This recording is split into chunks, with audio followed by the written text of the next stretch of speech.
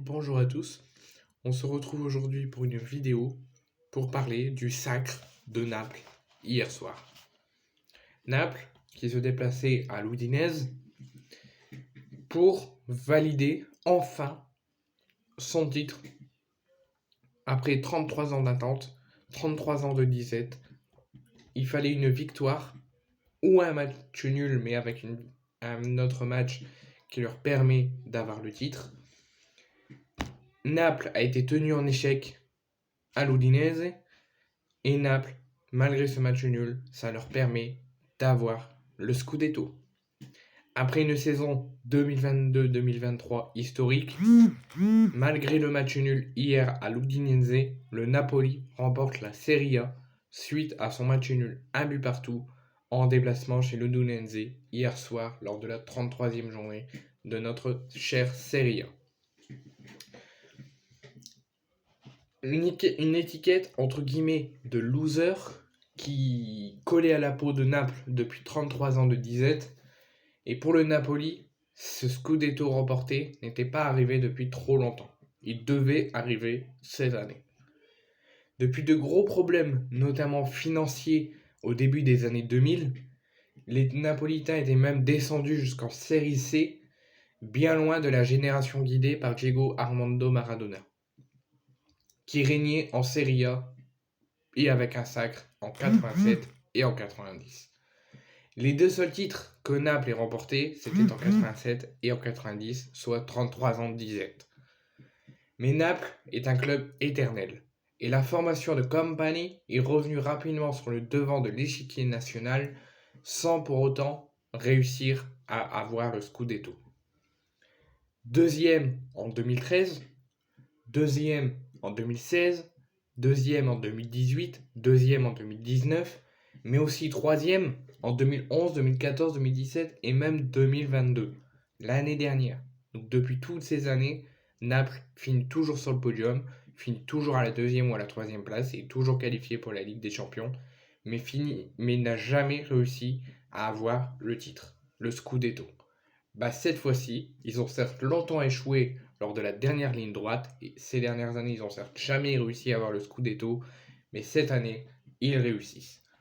Dans une saison à haut risque, où Naples a perdu Koulibaly, qui a quitté Naples pour rejoindre Chelsea, Fabien Ruiz, qui a quitté Naples pour rejoindre le Paris Saint-Germain, Insigne, qui a rejoint aux États-Unis le Toronto, ou encore Dries Mertens, qui a rejoint Galatasaray.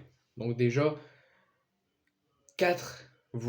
entre 4 et plus de recrues, donc une dizaine de recrues phares, de cadres, qui ont quitté le Napoli. Non, je dis n'importe quoi. 4 recrues, 4 cadres de Naples qui ont quitté le Napoli. Le Napoli était en pleine reconstruction pour enfin remporter le Scudetto et a recruté Kim Min-jae de Fenerbahçe, Kiffa Kenchila du Dinamo Batami, Raspadori de Sassuolo et Giovanni Spione de l'Hellas Vérone ou encore Mateus Oliveira de Retafe pour remplacer les départs d'Insigne, de Fabien Ruiz, de Koulibaly et de Dries Mertens pour reconstruire une équipe. Une belle histoire s'écrit hier soir pour le Napoli qui aura livré des moments forts en Serie A, débutant par des succès éclatants 5-2 contre l'Hellas Vérone, 4-0 contre Monza.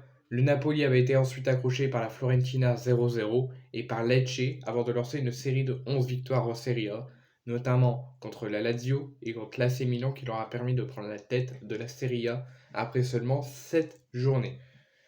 Le Naples a continué pour la fin de l'année 2022 en battant l'AS Roma ou encore l'Atalanta pour finir premier à la fin de l'année 2022 et terminer invaincu sur la fin de l'année 2022. La reprise en 2023 face à l'Inter Milan sera l'occasion malheureusement de mal repartir avec une première défaite face à l'Inter Milan 1-0. Mais Naples rebondira très vite et parfaitement en recevant la Juventus pour la 18e journée et en les battant 5-1. À l'heure actuelle, 33 journées de Serie A a eu lieu. Le Napoli est à la première place avec 80 points. avec 46 de différence de but pour 25 matchs gagnés, 5 nuls et 3 défaites. La Lazio est second pour restant qualifié en Ligue des Champions, distancé d'1 point par la Juve et de 3 points par l'Inter Milan et de 5 points par l'Atalanta. La Lazio donc est deuxième avec 64 points, avec 19 victoires, 7 nuls et 7 défaites pour 28 de différence de but. La Juve, qui avait gagné des points perdus et regagné avec les sanctions, est placée à la troisième place avec 63 points, 22 de différence de but pour 19 victoires, 6 nuls et 8 défaites. L'Inter 4e, 60 points, 25 de différence de but, 19 victoires, 3 nuls et 11 défaites. Et l'Atalanta 5e avec 58 points, 17 victoires, 7 nuls et 9 défaites pour 19 en différence de but. Tout ça en 33 journées. Ensuite, 8 victoires de rang après la victoire contre la Juve. 8 victoires de rang se poursuit avec une victoire encore contre la Roma, contre l'Atalanta et contre la Juve. Plus tard, en 7 journées, le Napoli se présentait déjà avec 17 points sur son dauphin Laziale à 7 journées de la fin. Ce dimanche, la fête semblait se dessiner avec la défaite de la Lazio contre l'Inter Milan. Par conséquent, Naples devait absolument s'imposer face à la Salernitana, le club de Franck Ribéry de Boulaïdia, pour être sacré sur sa pelouse du stade Diego Armando Maradona. Le Napoli avait trouvé la faille peu après l'heure de jeu grâce à Matheus Oliveira, mais un magnifique but de Boulaïdia venait cacher la fête à la 84e. Donc Naples est tenu en échec et son titre est retardé. Dès lors, à 6 journées de la fin, le Napoli comptait 18 points d'avance sur la Lazio deuxième. Il ne fallait plus qu'un point, enfin 3 points ça aurait été mieux, mais un point pour officialiser le titre pour le Napoli. Et le Napoli a fait un point contre l'Udinese et officialise depuis hier soir son titre, son Scudetto qu'il attendait depuis 33 ans de disette. Malheureusement, je vais vous faire une deuxième vidéo qui va suivre cette vidéo de Naples qui remporte le Scudetto 33 ans plus tard, après une saison de folie.